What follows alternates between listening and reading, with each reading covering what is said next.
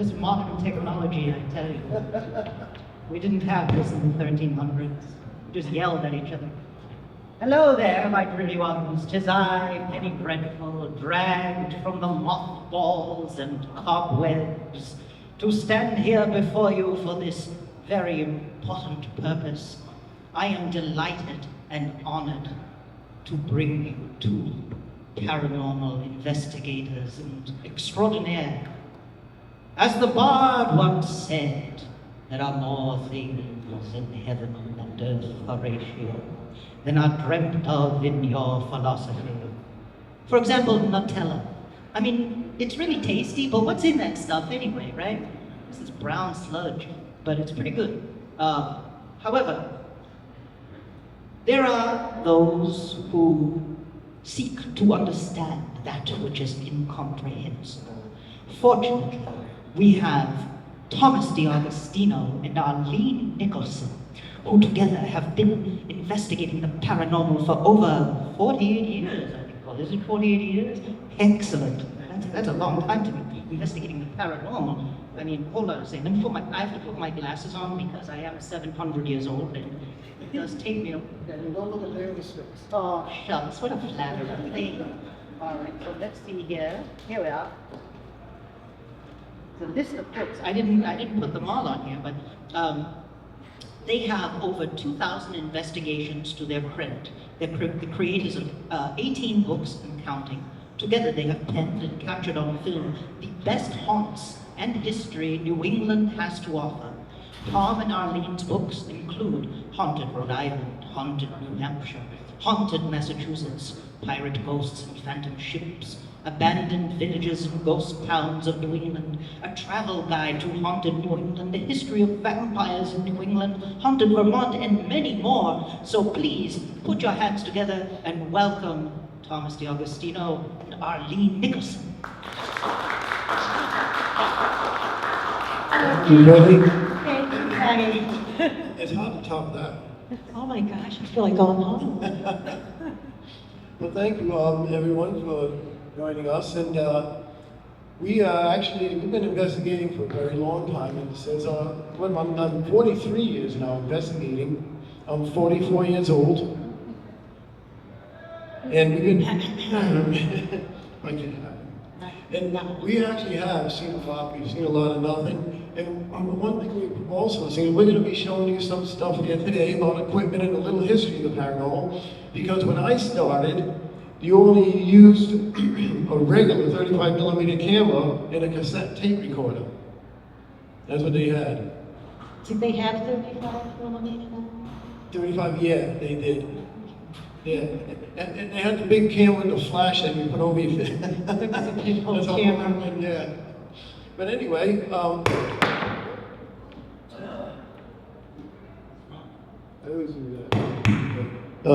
want to give a quick history because ghosts are nothing new. In fact, you're probably gonna, everyone says, oh, but what about, revolutionary ghosts and everything? Well, yeah, okay, ghosts are old, but ghosts are nothing new. They probably had ghosts of dinosaurs at one point. But Plato, as you can see, in 427 to 347 BC, when he was alive, he was talking about the sepulchres in his homeland being haunted. Pliny the Younger said there was a village in Athens that no one would go to because that was haunted. Plutarch, the Baths of Cheroneia, they were known to be haunted as well. Shakespeare, who, as you can see, was born April 23rd, died April 23rd, he was very punctual. He also has many plays that include ghostly encounters, which means that, of course, they knew about ghosts back then as well. One of the interesting things, though, is this. John Briggs of Portsmouth, Rhode Island, and Rebecca Cornell. This is an interesting case. You can read about it. You can actually look it up online, or you can go to the town hall and read the documents. Rebecca Cornell, after she died, went to her brother John Briggs to show her that she was murdered. Wow. And first they said it was an accident, but when they found out, when they did an autopsy, they found out that she had been murdered. And of course, her son was to blame and was hanged for it. Thomas Edison, Now, he believed Thomas Edison was an ardent spiritualist. Don't forget, the spiritualist movement from the 1840s to the 1940s there was tons of stuff being invented, the Ouija board and all that. Thomas Edison believed that ghosts were, people were made of units of life, and it was one giant collective soul. And to prove that we were this giant collective soul, he actually burned the fingerprints off of one of his fingers on purpose, and it grew back the exact way. So it was pretty cool. In 1920, he did an experiment with what he called a spirit box, which we use today. It was a light in a photoelectric cell, and even the thinnest wisp of smoke would set off the meters. So he was doing this over 100 years ago. But we've come a long way since. In fact, we've got a lot of cool stuff. What is a ghost? Well, the appearance of a deceased or disembodied life force. Some people say a soul. Apparitions are the visual appearance of this, okay? That includes ghosts and whatnot. And then we are all electrical in nature. You can always look at this, go like this, and you can test it more, you can actually see it. Humans are electrical, everything is an electrical force, and everything is energy. Energy cannot be created, only transferred. People say, how? Well, we improve it. A tree. Let's say you see a rotting tree in the woods, right? That tree was alive once, then you see moss growing from it, flowers growing out of it, and then you see other living things living in it and coming out. So that energy is being transferred. That's simple in nature. Sometimes us living beings, we have a very strong energy force or a very weak energy force. This is one hypothesis that it may stay intact after death or disperse. So who knows, right? We don't know until we go to the other side and hang out with Jim Morrison and Elvis and come back. That is, of course, what they did. I think by this point. Now, inanimate objects that appear may be just residual or place memories. This is another thing, form. We're going to go over that in a quick flash. Types of haunts. You like to say anything about that? Well, it's pretty obvious. I mean, atmospheric residual, there's historical, reoccurring, crisis haunts. Now that's probably very, very normal to see those because, yeah, we actually did see that yesterday. And this is not part of the presentation, but I just wanted to take one moment to pay honor to one of our great friends, paranormal investigator Peter Woodbury.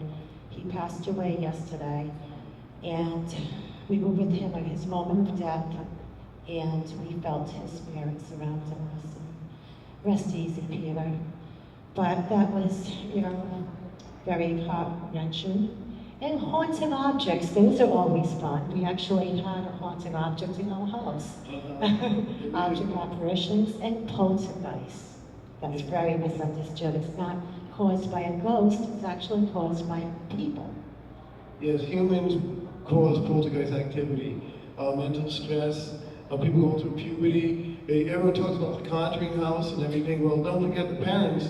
Roger and his wife had 5 girls, all reaching puberty sometime around the same time, but within a short distance of each other. He always had 1 or 2 of them, and that was really ripe for poltergeist activity, okay? So that was pretty wild. Object apparitions, like Lincoln's ghost train and stuff like that. We're not sure why or how that happens. It could be also part of an atmospheric or residual haunt. Haunted objects, yes. I'll tell you what, I have a pile of old antique clocks I love. People say when an object becomes haunted because we have the ability to impart some of our energy into that object. And if you love it that much, I can see why. So I love my clocks. I'm always working on them and fixing them. So when I die, if anyone ever gets my clocks, I'm going to take care of them. Yeah, you'd be stuck with on that. Reoccurring ones, these are the ones like, the Tower of London, on the anniversary of, Anne Boleyn's death. They see it. Historical haunts are ghosts that wander around the place. They may be here, they may show up over there, they may show up over there. They are intelligent. All right, spirits or energy, whatever you want to call it, is intelligent. Atmospheric residual, these are not ghosts, per se. They are the earth being magnetic, takes a moment in time and replaces it. When the time of the is probably the same as it was taped, much like you would replay your DVDs, VCRs for some people, and things like that. So this is the Earth being magnetic. And New England is a giant magnet and battery because we have tons of underground streams and quartz crystals. So New England is one of the most haunted places in the world, believe it or not. And it's energy. We are energy. Energy is everywhere. I make it a thing here, like cold spots, physical contact, and everything. It's energy trying to manifest in a certain way. Ghost of spirit is trying to manifest in some way. And cold spots is a waste of time because it's drawing energy from the atmosphere. Now you think about it, we can't see wind, but it's energy. Okay, tornadoes are energy.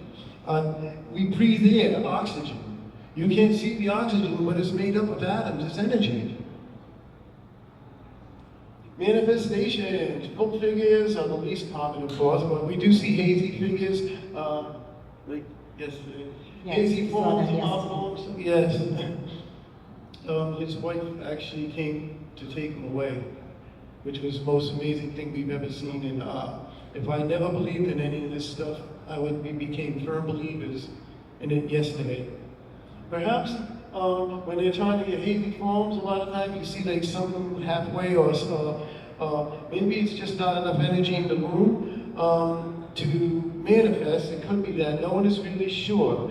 Now, orbs, a lot of people talk about orbs, they are balls of energy. That doesn't mean it's a haunting, but everywhere there is a haunting, you can probably bet you're going to see an orb or two. They talk about the ghost lights behind the Rain of Dog track. There are orbs that appear all the time at a certain time of year. It could be a residual haunt. Don't forget that area was near the Hockomock Swamp where the most brutal battles of King Philip's War took place. Wow, would you like to talk about this? Oh my, yeah. We're going to show you some pictures here. This is really an amazing photograph. We did an investigation here, and it's in Outlook Haunted, New Hampshire. This is 35 millimeter camera. Yeah, this is 35 millimeter. Our publisher did not allow digital at that point, only 35. So we did an investigation of the three chimneys. Nothing much happened, and at the top of the stairs we saw this photograph, and it's a photograph of a young woman named Hannah Sawyer, and unfortunately she killed herself in one of the rooms at the inn, in number 6 actually. Yeah, and so when I took the photograph, I just thought she had the most haunting eyes, and I just found it so beautiful. When the photograph was developed, you can actually see another photograph of a woman shining, just right over her image. And there was no one else in the room. I was standing behind the chimney. She was taking the I picture. was taking the picture, and this is a woman dressed in like old-fashioned clothes. You can see her. Notice the chin. It's kind of creepy. Yeah, and the hands at the bottom. Yeah. The hand, the chin right here, the facial features. And she is wearing like very old-fashioned clothes, and it's nothing I would wear, so you can tell it's not my reflection. But And I certainly don't wear clothes like that. oh, Some of the equipment that we use are very simple. I mean, so this was a 35 millimeter camera, and it's on the negative too. If it's on the negative, well, it was there. Now this one is great. Mark Vo is out there. Has anyone visited the refrigerator yet? The killer refrigerator? Yeah. This is Mark Vo owned the Victorian in Gardner, Mass. One of the most haunted places in the state of the night now, I think. We put this in haunted Massachusetts, 1295. And shameless self-promotion. When this is a giant, we didn't take this picture, Signals did, but they had to show us this. The place is haunted by a woman named Mattie Cornwell and a little boy. That's 2 of the spirits out of many. This is a giant mirror that was in the living room, and when they had the picture developed, that was in the mirror. That was in the picture. A woman's face and a little boy. and Mark believes that he witnessed the little boy in the Victorian many, many times. He used to think it was his son, but then his son started getting bigger and bigger. And the little boy stayed the same size. Yeah, the place is one of the most haunted places we've ever been in or seen. This is Maury Road, Burville, where we live. This is our house right there. That's the moon up there. The reason why this picture is so important is because we were taking pictures, 35 millimeters, of an old factory that was in the woods behind our house. When we were done, I go, oh, one more picture left. Let's just take it up the house. What the heck, right? Now, when we had it developed, this was in the picture. Now, as you can see, it's a clear night. That's the moon. This was in the picture. It looks like a rabbit, doesn't it? Kind of like a rabbit. Well, the funny part about that is over here, not in the picture, is our pet cemetery. And 3 days before, our rabbit died. And this was a very, very beloved rabbit. He was quite old. He lived to be about 12 years old, so he had a really strong energy, very attached to us. And his name was Vanilla. I thought it was two. It was not. Oh. Yeah, and he obviously came back to visit us. I'd like to believe that. Now this is cool because we don't know what it is, but this is the Charter Street burial ground in Salem, Mass, and we took this picture. And as you can see, there's a light just off the ground, and this is in the, this is also in the negative, heading towards John Hawthorne's grave, the one who put all the witches to death. The coolest thing about this is light doesn't hover and it doesn't bend. If someone was to shine a light, it would light. So it was very unexplainable, which we found quite interesting. Now this one is great. You see this back here? We're going to have this picture you can see even better later. I know this pixelates this big. This is that happened on me in Chepachet, Rhode Island in 19. Do you want to say it? Oh, that's fine. Yeah, this was taken during one of our interactive paranormal tour events that happened on Maine. And there was a woman in 1973 who was killed there. She was shot by a state trooper who was her boyfriend. And she died of a single gunshot wound to her head. So, it's believed that her spirit does, occupy the tavern area of the tavern on Main. And this one particular night, everybody was attracted to this one area of the tavern. And as it turns out, it was the anniversary of the date that her boyfriend, the state trooper, was released from prison. Well, yeah, what happened was, she's got the dowsing rod, her husband's taking a picture, and there's this misty form behind her. Yeah, you can really see it on the computer a And lot better. my friend, I call him, every time we do one of these events, I call him to tell him, just, hey Jim, we did this, he was a former Cranston police officer, and he collects all police memorabilia, and he knew well about this murder because it was the state police who did it. So we're over, the guy's taking a picture. I look at it and I go, what the heck is that? And so I tell him, yeah, he goes, when did you do the dinner? I said, it was November 19th, last Thursday. He goes, really? And I go, yeah. He goes, you gotta see this cool picture. And this is right, the bars behind her is right where the woman was killed. Right there. And you can see the intense look on this woman's face too. She's really feeling the energy too. But over here, when he asked the date, he said, well, that was weird because that was the night he got paroled. So he was paroled the same night this picture was taken. And that's the same spot the lady died in, 1973. EVP voices there. We're going to play a few EVPs. Everyone knows what EVPs are, right? Yeah, those voices. We speak, like this microphone has a transducer in it. It vibrates, and our ears do the same thing, it vibrate. We speak, we push air. And the vibrations cause sound to manipulation, of course. Ghost spirits, they're more electrical in nature, so if they want to speak, you'll catch them. If you do hear them, it's amazing, but most of the time, you'll catch them on these really handy dandy cool things like digital recorders. or what we use, you're gonna laugh at this, but guess what?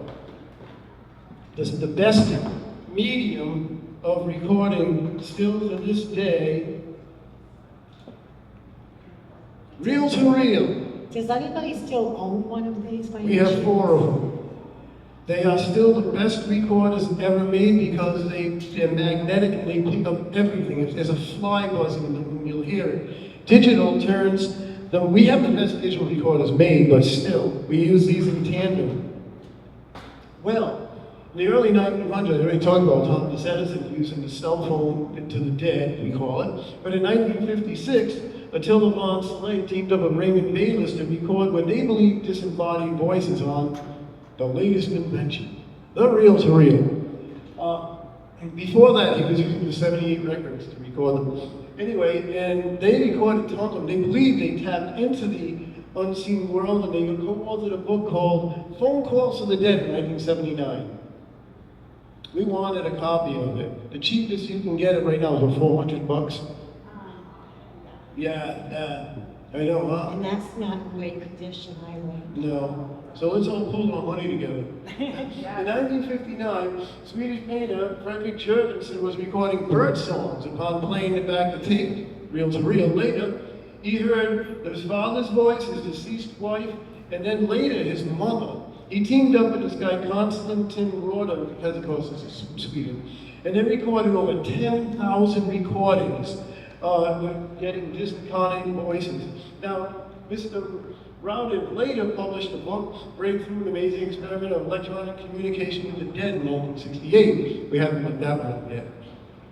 Now we're using these, and then of course it goes into cassette recorders and that and other thing. But in 2000s, early 2000s, a man named Frank Sumption said Einstein's work, Edison's work, these guys' work, every single person's work and energy and this and that and that. He was a paranormal enthusiast and a radio builder. What he did is he created Frank's box, a spirit box. Runs through the frequencies, and if they're here, you'll hear them. So, here we are with this thing, Frank's box, a spirit we called it a transcommunication device, intertranscommunication device. It does, we speak in frequencies. Even the dead have frequencies, okay? So when you get this, it's going through, you hear a voice. Well, it's not very loud, so we took it 2 steps further. Decided to amplify it. Any amp will do. These are really great because they're portable. You know, they're good 10-watt amp. You hear stuff. And he also, because when these guys were doing their work, there weren't too many frequencies around, but nowadays there's like zillions of them, so you can get every ball game on the planet. Well, yes you can. So what we do is we squelch it down with a limiter, so it's only in the perimeter of maybe this room or somewhere like that. So whatever you hear is coming from here, not from WBC or WAAF or whatever stations are out there. And this is how the spirit portal is at this point. Now, what do we do with the spirit portal? We made these. Oh wait, this is an EVP. Did you build this house?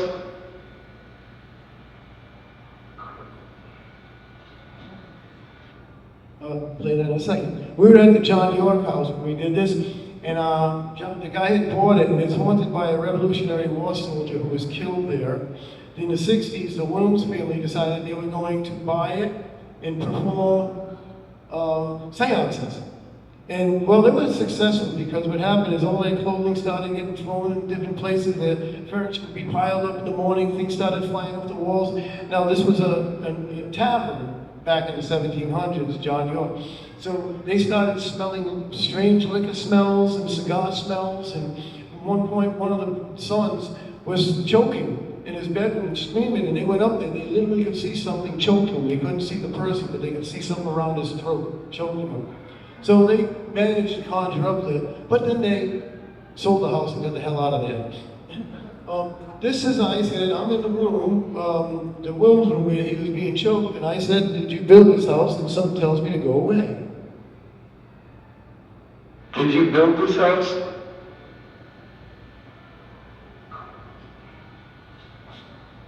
Now that's the Class A EVP, very rare. There's a, oh, this is good. Where is it? There it is. Did you fall?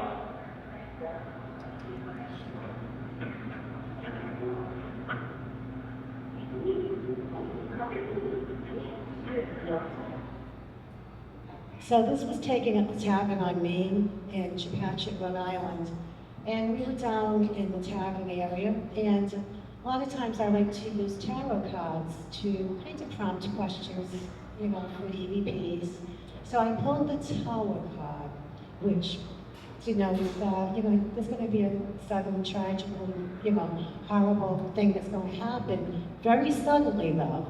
And, you know, it's not earth-shattering, or, you know, it's not necessarily going to end up in death, but it can be a tragic event. So I know that there's a little boy there, so I just said, "Did you fall?" And, you know, you could actually, you know, feel the atmosphere when we played it back. You know, you could hear that giggling. And it was at 10:30 at night. Now, there were no children in the tavern at 10:30 at night. So, you know, as I mentioned to you, everything's creepy when you hear a child ghost.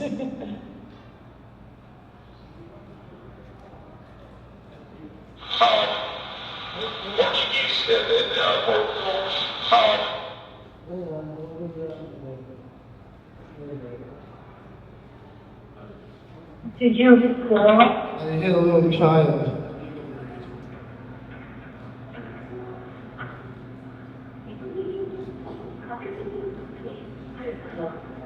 The next one we did at the Victorian when that's Mark Rowe, the refrigerator killer guy. You'll hear him speaking. Yeah, I know. And what happened is he's telling us a story of the Victorian is a 24-room mansion that became a boarding house. Most of them did during the Depression. They did three things with these during the Depression. These rich folk, they abandoned them, they gave them to historical societies, and they turned them into boarding houses. This one was turned into a boarding house in 1965, and Sari burned to death in it. He loved to smoke cigarettes and drink moonshine. And he'd go, "Potato," to all the other boarders and shot his moonshine down. One day he did that, lit a cigarette, and he blew up. Yep. Well, Marco was telling us in the room where he blew up about Potato, you know how we used to give that. And we're taping this for our book. And it's just an interview. It's not even an investigation, just an interview for our book, Haunted Massachusetts, 1295. And this comes on.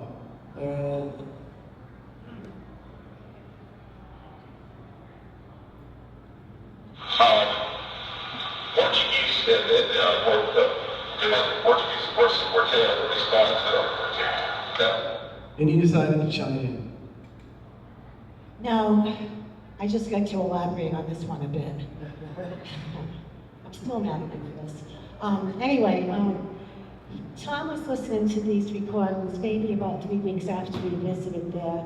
And, you know, I used to have a long commute in the morning, get up at 5 a.m. So about 3 o'clock in the morning, Tom's like, "Hey, are you awake? Are you awake?" I'm like, "Oh, I am." You gotta listen to this. So he puts the headphones on me, and he played that for me. And I was like, that is like so crazy. And of course, I was wide awake. I never went back to sleep. But I mean, you know, it was just like the creepiest thing ever. It was really one of the, I think that's probably one of the best EVPs we've ever captured. And it was by accident. We weren't even doing a session. No. Portuguese said that woke up. The Portuguese person were telling responding to them. Now this is the spirit box. This is what you would hear live with the spirit box I was just showing. In fact, we're going to have all this equipment at the table if anyone wants to see us demonstrated. We're right next to Matt and Doc Echoes there. And we actually were at the public house in Sturbridge, Mass. In the ballroom, and somebody asked Becca, Becky, that's the woman ghost in there, if we could help, and you hear her say, "Help me."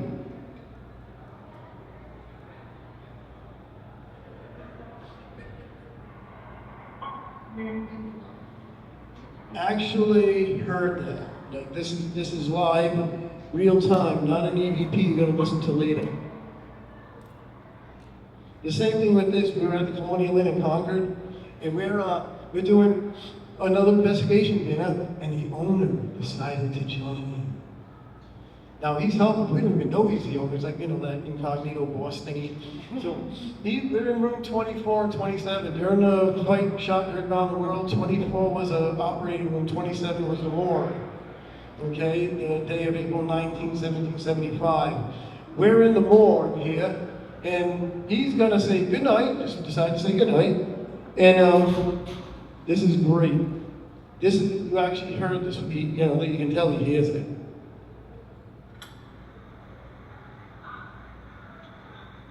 Good night. Wow.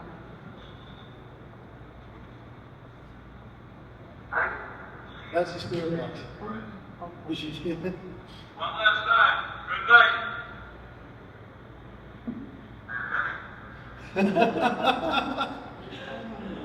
And he went bolting up the stairs to 27. Yeah, I know. That was amazing. It was great. This, I'm going to explain this one.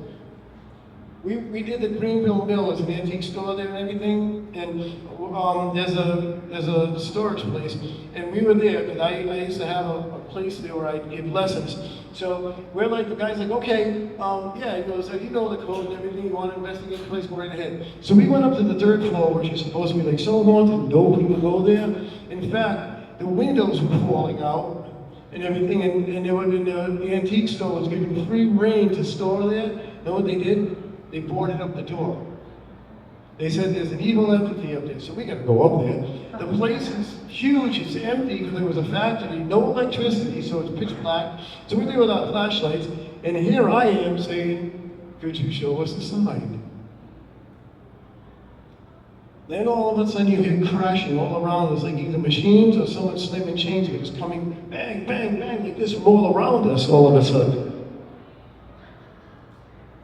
Can you show us the presence? Be loud. And you're able to see. This is loud as it was when it happened to us.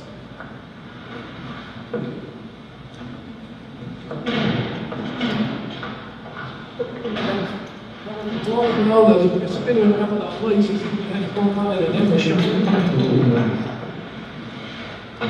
That was how we worked in the night. What we doing? That's Arlene going, I know, let's go. And I go, we're over there to the dark area of the room. She goes, no, let's go downstairs. Well, what happened about 5 seconds later, she went, bang, bang, again. She goes, I'm out of here. And she was going, so my friend Rich puts a recorder way at the other end of the room, okay? And we went to pick it up later, and he goes to pick it up. This is what happens. What did you drop, Richard? Did you drop something, Rich? Did you?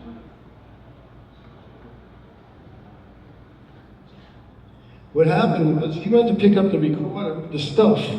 He went to pick up the recorder, and way at the other end of the room where it's dark, something threw something at him. We're the only people in the whole building. So the reason why he didn't answer is because he was afraid if he did, whoever threw the first thing at him would know his location and maybe hit him. That's the last investigation he went on with us. Yeah, that's the last time we investigated there as well. When we do EVP sessions, we never whisper. You get me speaking as an evil voice. You hear someone going, and then you listen back, what the heck was that? You know, somebody called it to. So we always talk, we don't talk loud, but no. And of course, everyone else be quiet. We record a short thing. In fact, when you see this, we do this, maybe we'll record for 2 or 3 minutes. And sometimes in some places we'll spend 10, maybe 15 minutes maximum before we let someone else take a round out of there and go. And we have a lot of people always say, how did you die? Well, would you want to answer that? No. Maybe some do, I don't know. But some cases, they don't know they're dead. Don't forget, it's energy. You don't know if they don't know that they don't have a body. We're always, you know, be respectful and everything. We never bang on walls and yell at them. In fact, we act like they're part of a big party.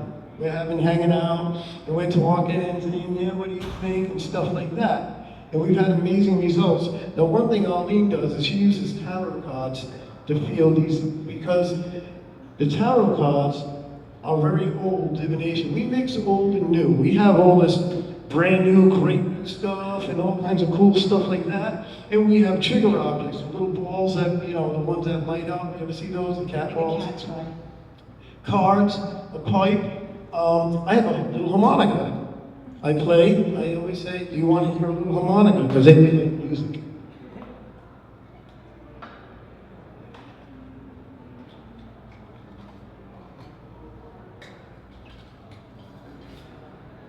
A little harmonica. I did say little harmonica, right? And so we do all these little trigger objects that might help. Old card games, because we've been in places where, like this public house, I was one in a card game. And these little trigger objects often help. The tarot cards, though, they feel questions, because you could say, do you like pizza? Or Well, yeah, they've been around for centuries upon centuries, especially during the spiritualist movement. People would, as a form of entertainment, they would hire a fortune teller. They used to use spirit boards, which we now know as Ouija boards. And they would hire tarot card readers just as a form of entertainment. And the tarot cards have not changed.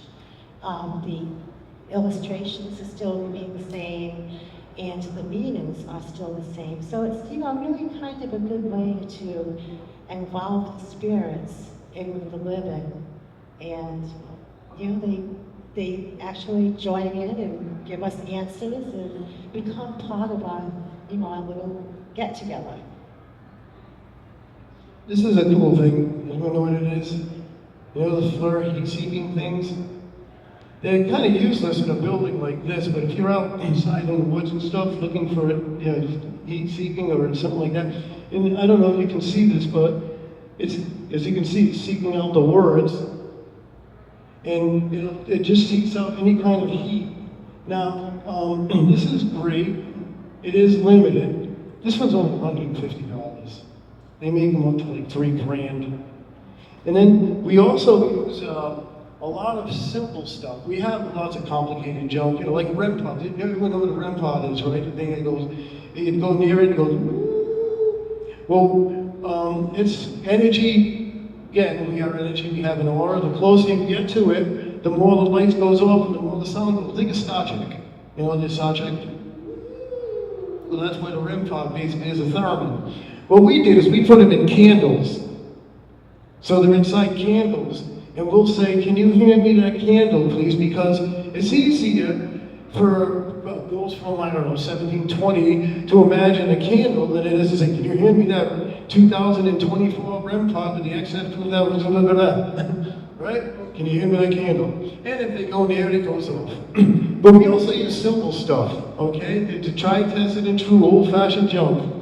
Clear tape we put on windows. The best part about this is everyone's so absorbed right now. And I know you all watch a Ghost Hunter show, right? And they got this and that, and this and the other thing, and all kinds of things, and go bleep, plop, and poop, and stuff like that, right? But guess what? We have found so many times that I put tapes on doors and things like that, and my areas are string across stairways or talcum powder on the floor. And we have found so many times that people said, oh, you just heard a noise, and you go there and the tape is broken because they pulled the window open to try to make a ghost. The string is broken. A ghost won't break string, you'll go through it. That's actually a great technique to use. Miss Marple, if you ever watch that from PBS, she always used that. She was There you go. A regular thermometer, foolproof. Compasses work, EMFs are really bad, electromagnetic frequencies. Electromagnetic field detector, I make a billion different kinds. You've seen them all, the K2 meters and everything. All they do is they measure a field that runs electric and magnetic at the speed of light, 180 degrees to each other. They're everywhere. What I used to use them for is when I was in college, I was working with contractors, so we'd be able to test wiring in the wall so you don't hammer into the wall and go flying 40 feet backwards. This thing, thermal scanner, you can see the dot, tells the temperature, whatever that dot is on. When I was an auto machinist, I used to build racing engines. We'd use this to make sure all the cylinders were same temperature. So we knew we did a good job building the engine. Well, they said, well, you know, the cold spots and temperature changes might be good for ghost hunting. Maybe it is. We've had some strange things. We had one instance where we had these big radiators, and it was winter, and the radiator was on. You know, those big suckers. They're like 200 degrees. The guy standing next to me go, my leg is cold, and my leg is cold. I don't understand. There's a cold spot here. So I look around, I take 10 minutes, oh, you better believe there is. You could see through the foundation, the snow outside in a hole this big behind the radiator. And that was his cold spot. Now, anyone see Ghost Adventures 2? Know what this is? The SLS camera, you know, you see the green dots running around and stuff like that? This, my brother gave this to me incidentally because his kids outgrew it. This is a Kinect by Xbox. What its original function was is so I could be part of the games. It would make a avatar of me, and then I would be swinging a sword and everything along with the sword swingers and everything. Well, some ghost hunter thing said, guess what we can do with this? You use it and it shows ghosts standing next to you or around you or something. And I said, well, I gotta prove that. So I put it in a room and I put a vacuum cleaner next to me on one side, and I put one of my guitars on the stand on the other side, and guess what I got? 3 people. Me, the vacuum cleaner, and the guitar. This thing was trying to create an avatar from the other 2 items. You could see the arms going like this and going away and everything because it was trying to find the arms and legs that these pieces may have. And somebody said, well, no, it's a ghost hunting device.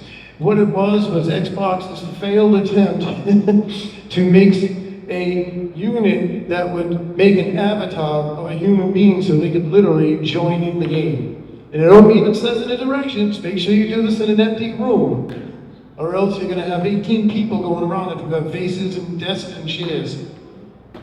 I always bring it just to show people for fun.